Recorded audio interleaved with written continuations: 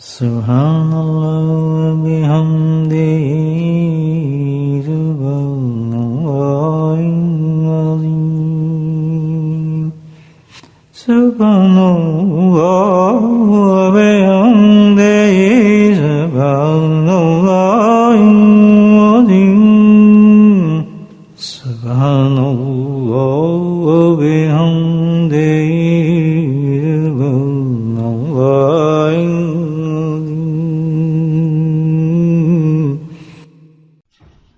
بہت اعلیٰ کلمات ہیں جو اللہ سبحانہ تعالیٰ ہمیں جمعے کی شعا کہنے کی توفیق نصیب فرما رہے ہیں۔ یہ قرآن کی تلاوت ہے، احادیث کے الفاظ ہیں، موصولہ دعا ہے اور روحانی کیفیات ہے۔ ان تمام کا اسباب الگ الگ جمع کریں، ایک بہت ہی بڑا خزانہ ہے دعاؤں کو۔ بزرگان فرماتے ہیں کہ جب ایسے کلمات کا ورد کیا جائے، ورد اس کو کہتے ہیں کہ کسی کلمے کو بار بار دہرانا، تو اس کی مثال ایسی ہے جیسے حنا کو رگڑنا۔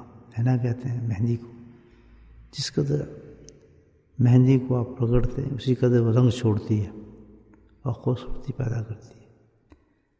تو کلمات کے ورد جو ہیں بار بار دوڑانے سے الحمدللہ اس کی کیفیت انسان کے دل پر وارد ہوتی ہے اور اترتی ہے اس کی کیفیت۔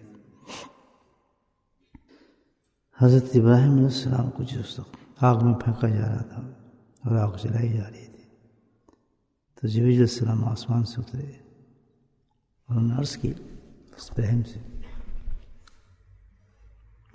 کہ آپ حکم فرمائیں تو اس آگ کو میں ختم کر سکتا ہوں، آپ مجھ سے کیا مدد چاہیے؟ تو حضرت ابراہیم علیہ السلام کی زبان سے الفاظ نکلے، حسبنا اللہ و نعم الوکیل۔ پتہ چلتا ہے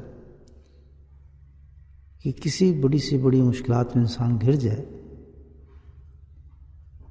اور کوئی چیز سامنے نظر نہ رہی ہو بچنے کی، اور بے انتہا قلب پہ پریشانی جاری ہو جائے، وحشت طاری ہو جائے، اس مقام پہ ان کلمات کو ورد کیا جائے تو الحمدللہ ایسا ہے کہ جیسے آگ پر برف ڈال دی گئی ہو، اور بے انتہا انسان کو سکون ملتا ہے۔ اور الحمدللہ اللہ تعالیٰ اس دعا کی برکت سے اس کی پریشانی میں دور فرما دیتے ہیں۔ یہ کلمات تو عجیب و غریب تاثیر رکھتا ہے، اور اس کی تعریف تو یہی ہے جو حدیث میں آئی کہ جنت کے خزانوں میں سے ایک خزانہ ہے۔ کیا بہترین مثال ہے! یعنی جنت کا خزانہ کیا ہے؟ کوئی چیز بھی ایسی موجود نہیں اس خزانے میں جو نہ مل جائے۔ ظاہر ہے جنت کا خزانہ ہے، ہر چیز اس خزانے میں موجود ہے، تو پتہ چلتا ہے اس کلمات میں ہر چیز کا حل موجود ہے، ہر چیز کا حل موجود ہے اس کے اندر۔ بہت ہی زبردست یہ کلمات ہیں، ثواب کے اعتبار سے، روحانیت کے اعتبار سے بے انتہا عظیم ورد ہے۔ ہر مقام پہ انسان اس کا ورد کرے تو الحمدللہ اس میں کامیابی ہوتی ہے انسان کو۔ شیطان اور وساوس کے لیے بہترین نسخہ ہے، یہ بہترین علاج ہے۔ بلکہ بعض بزرگوں تو عجیب لفظ کہیں کہ شیطان کے لیے کوڑا ہے، شیطان کے لیے کوڑا ہے۔ کوڑا سمجھتے ہیں؟ وائپ ہوتا ہے جس سے مارتا ہے انسان، جیسے ہی پڑ جاتا ہے شیطان فنا ہو جاتا ہے اسی وقت اور چھوڑ کے بھاگ جاتا ہے۔ تبھی یاد رکھیں اذان کے وقت ان کلمات کو استعمال کیا جاتا ہے، حی الصلاۃ الفلاح پر۔ کیا وجہ؟ کہ کوئی طاقت بھی جو روکنے والی ہے اس نماز سے، فلاح کی طرف آنے سے، اللہ کی پکار پہ آنے سے، تو اس کلمات کو پڑھنے کا مطلب یہی ہے، یہ سب سے بڑی شیطان ہے، اس کو تباہ کر دیا جاتا ہے۔ احسان بھاگتا ہو انسان اس پکار پر اللہ کے حضور میں داخل ہو جاتا ہے، اتنی بڑی طاقت ہے اس کی۔ ہر آسان حل اس میں موجود ہے، خاص طور پہ روحانیت طے کرنے کے انداز سے۔ اور پھر الحمدللہ اس میں ایک عجیب صفت یہ بھی ہے کہ مشائخ نقشبند میں سے حضرت مجدد ثانی رحمۃ اللہ علیہ کا مقام ہے، ان سے تو آپ جانتے ہیں کہ مشائخ نقشبند کتنا بڑا مقام ہے، تو آپ کے لیے ان کلمات کو منتخب کے لیے، اثار کے لیے الحمدللہ یہ جو ہم کلمات پڑھتے ہیں یہ اثار برائے مجدد ثانی رحمۃ اللہ کے لیے ہے۔ یہ بڑے وظیفے ہیں دوستو، عملیات کی طرف جانے سے بہتر یہ ہے کہ ان وظیفوں کا سہارا لیا جائے اور ان وظیفوں پہ یقین بھی کیا جائے۔ یقین کے ساتھ اثر رکھتی ہے چیز، یاد رکھیے۔ ان کلمات کی تعریف اللہ کے نبی صلی اللہ علیہ وسلم نے اس طرح ارشاد فرمائی ہے، فرمایا کہ جو کلمہ ہے یہ میرے بھائی یونس نے اندھیروں میں پڑے تھے، اللہ سبحانہ تعالیٰ نے اس اندھیروں سے نجات عطا فرمائی۔ فرمایا کہ جو بھی شخص کسی مصیبت میں، پریشانی کے اندر، جس حال میں ہوا، ان کلمات کا ورد کرے گا، اللہ سبحانہ تعالیٰ اس پریشانی سے اس کو نجات عطا فرما دیں گے۔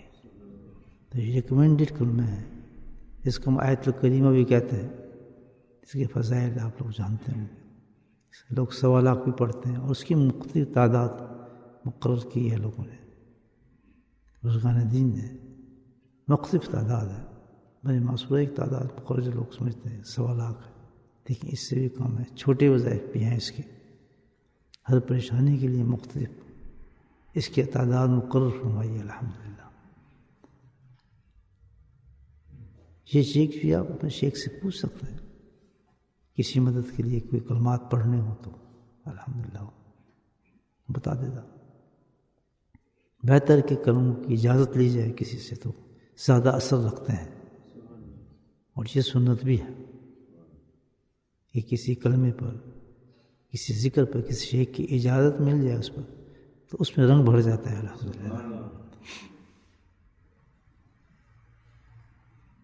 حدیث سے ثابت ہے، صحابہ کرام اجازت لیتے تھے نبی پاک صلی اللہ علیہ وسلم کے کلمات پر۔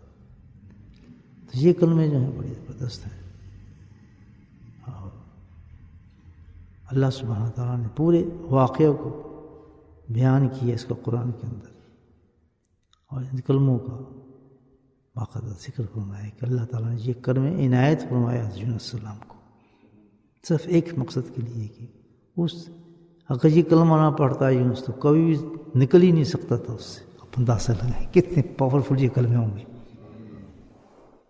اندھیرا ایک نہیں تھا، رات کا اندھیرا، سمندر کا اندھیرا، مچھلی کے پیٹ کا اندھیرا، تو مطلب یہ کہ کسی بھی مصیبت میں کتنی حالت انسان گر جائے، اس کلمے میں ایسی تاثیر اللہ پاک نے کی ہے کہ مومن کی زبان سے بھی نکلتے ہیں تو زمین آسمان کی مشکلات کو ختم فرما دیتے ہیں۔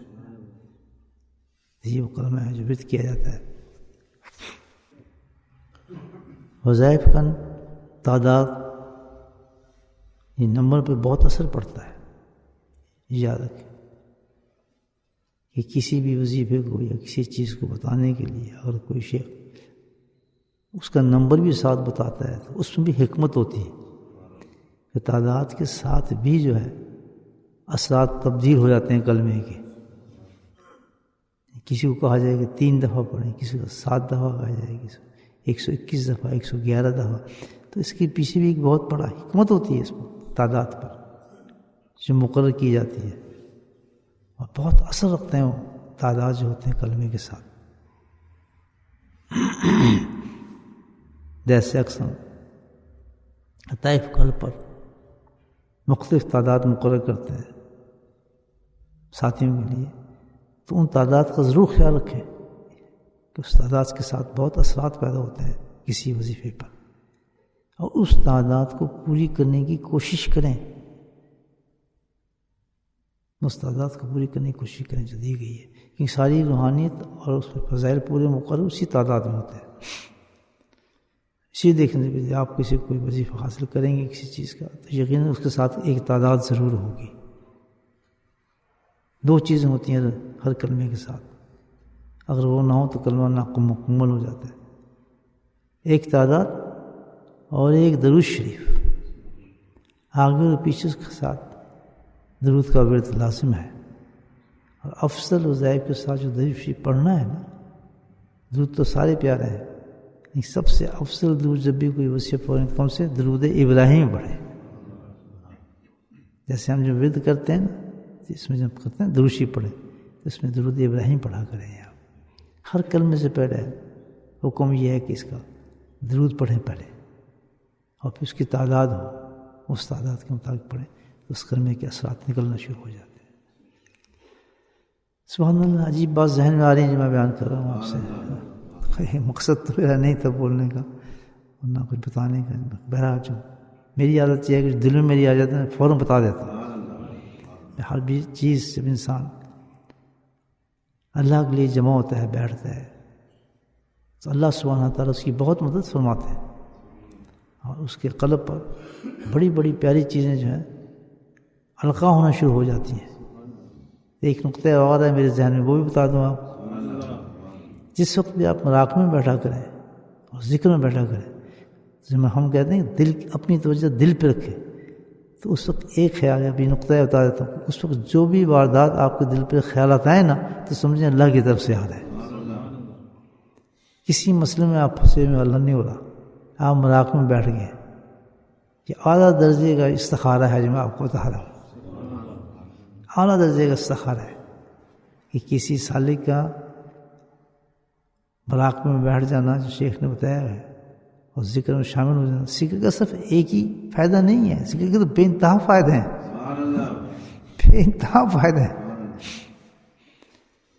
تو اس وقت آپ گھبرائیں، کسی چیز میں الجھے ہوئے پھنسے ہیں، تو آپ جس بیٹھ جائیں گے الحمدللہ مراقبے میں، تو پھر اللہ تعالیٰ سے مدد مانگیں کہ اس چیز کی، اللہ جانتا ہے اس چیز کو، تو جو خیالات اس وقت آپ کے دل میں وارد ہوں گے نا اس کو کیچ کر لیں الحمدللہ، اس کا سہارا سمجھ جائیں کہ اللہ کی طرف سے اس چیز کا حل نکلا ہے، میرے دل پہ اللہ تعالیٰ نے وارد فرمایا۔ کیونکہ اس وقت انسان جو ذکر کر رہا ہوتا ہے اس کے دل کے گناہ ختم ہو رہے ہوتے ہیں، جل رہے ہوتے ہیں، تو دل اس کا صاف اور شفاف چمک رہا ہوتا ہے اور ہر تجلی کو وصول کر رہا ہوتا ہے سبحان اللہ تعالیٰ کی، تو اس وقت کے آئے ہوئے خیالات بھی بہت قیمتی ہوتے ہیں۔ بہرحال اچھی باتیں تھیں الحمدللہ۔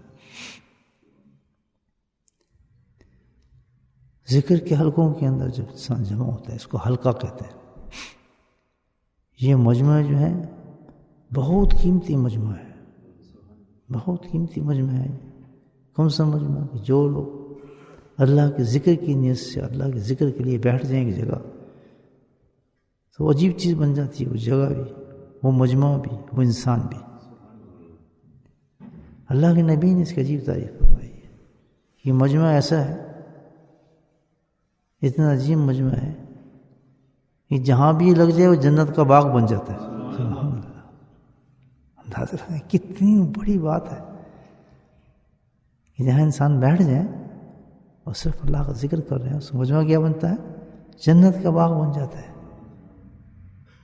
اور پھر یہی نہیں بلکہ اس میں آگے بھی فرمایا اللہ کے نبی نے، فرتاؤ، سبحان اللہ، فرتاؤ کہتے ہیں کہ جسے جانور کھاتے ہیں نا، خوب چر لو اس سے۔ تو یہاں عجیب نقطہ یہ ہے کہ اس حلقے کے اندر بے انتہا فائدہ ہیں، بے انتہا فائدہ ہیں، جس قدر چاہے آپ اس میں سے فائدہ اٹھا سکتے ہیں۔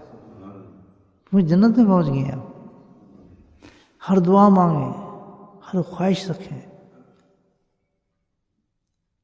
ہر چیز اس حلقے سے اللہ سبحانہ تعالیٰ سنتا ہے، وہ چیزیں ڈیفرنٹ ہو جاتی ہے، اتنی قیمتی چیز بنتی ہے، وہ جنت کا باغ بن جاتا ہے الحمدللہ۔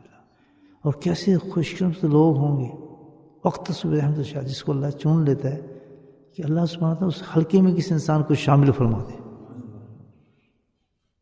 نہ اس کو شرم آئے نہ وہ چیز سوچے، بلکہ اللہ ایسا دھکا مارے اس کے کہ اس حلقے میں بیٹھ جائے۔ یہ تو جنت میں کھلے گا راز دوستو کہ یہ حلقے کیا چیز تھے، الحمدللہ، اور ان کی کتنی قیمتیں تھیں، چیزیں تھیں۔ سب سے پہلے تو بندے سے یہی پوچھا جائے گا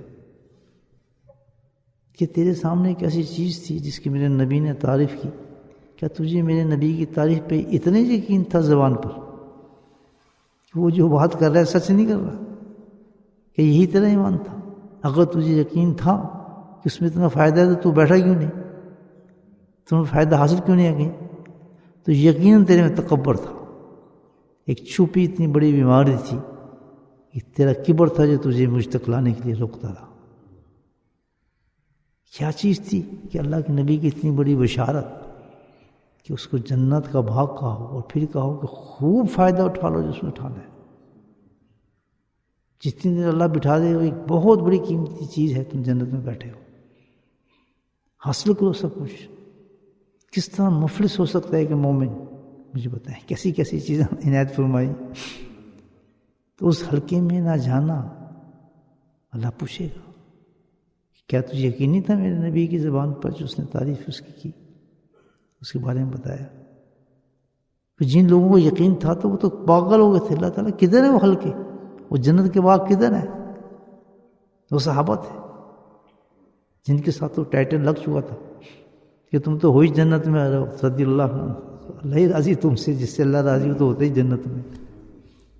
تو ان کی اتنی گھبراہٹ ہوئی کہ ہم اس کو مس نہ کرتے، لیکن آج کے لیے اس کی اتنی اہمیت ہے، اتنی ضرورت ہے، اس فساد کے زمانے میں بکھری دنیا کے اندر نہ ہدایت کا پتہ ہے، نہ طریقے کا پتہ ہے، نہ سنت کا پتہ ہے، نہ قرآن کی تفسیر کا پتہ ہے۔ ایسے حلقوں کا نازل ہو جانا، مل جانا، اللہ کی طرف سے قائم ہو جانا، یہ بے انتہا امت پہ ایک بہت بڑا احسان ہے اللہ تعالیٰ، کیونکہ ایسے حلقے میں آنے والے لوگ لا جلیسہم، اللہ تعالیٰ کہتے ہیں وہ خالی جاتے ہی نہیں، ان کے ایمان مضبوط ہوتے ہیں، ان کا دین مضبوط ہوتا ہے، اور وہ اہدنا الصراط المستقیم پہ وہ لوگ ہوتے ہیں۔ جنت میں کوئی کافر نہیں جائے گا، جنت میں کوئی بدعتی نہیں جائے گا، جنت میں کوئی گناہ کرنے والا نہیں جائے گا۔ جنت میں کون جائے گا؟ مومن جائیں گے، اللہ والے جائیں گے، نبیین جائیں گے، صدیقین جائیں گے۔ تو یہ جو جنت کا حلقہ قائم ہے اس میں مومن نہیں آتا ہے، اس میں کوئی بدعتی آ ہی نہیں سکتا۔ اس حلقے میں بیٹھنے والی گارنٹی دی جاتی ہے کہ اللہ نے اس کے ایمان کو قبول فرما لیا، اور جو کمی ہے اللہ تعالیٰ فرتو میں آ گیا کہ جو کمی ہے اس حلقے سے پوری فرمائے، دعاؤں کے ساتھ، بیٹھنے کے ساتھ اللہ اس کے ایمان کو بلند فرما دیتا ہے۔ تو یہ بھی ایک بڑی قیمتی چیز ہے کہ ہم حلقے میں بیٹھیں الحمدللہ، تو جنت کے باغوں میں انسان بیٹھ جاتا ہے۔